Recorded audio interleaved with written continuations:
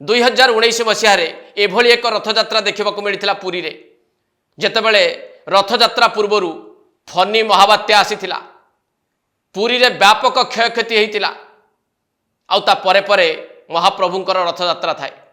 कहीं आशा करि नथिबे जे 2019 मसीहार रथयात्रा एइभली हबो एइभली हेई पारे आउ जदि महाप्रभु चाहिए रथयात्रा को सुरुखुरी रे संपन्न करिबा पई सेथिरे व्यतिक्रम होइथांता काई आउ ए रथयात्रा दायित्व रे जे थिले श्रीमंदिरर मुख्य प्रशासक भाव में दायित्व रे थिले वरिष्ठ आईएएस ऑफिसर प्रदीप्त कुमार महापात्र से चेष्टा करथिले महाप्रभु पाखे निजक समर्पण कर देइथिले श्रृंखलित रथयात्रा महाप्रभु करे नियंतु बोली ठिकणा समय रे नीतिकांति हैला ठिकणा समय रे पहंडी हैला ठिकणा समय रे रथ टଣା आरंभ हैला एवं अपराह्न सुधा तीन रथ गुंडीचा मंदिर पाखे पहुंची गला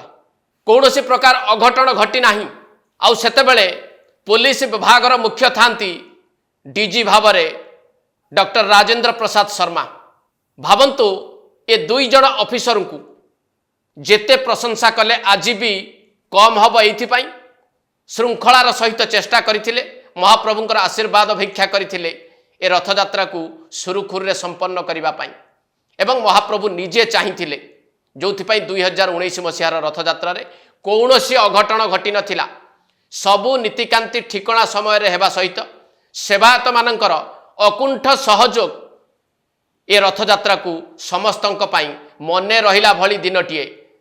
तैयारी कर देइथिला।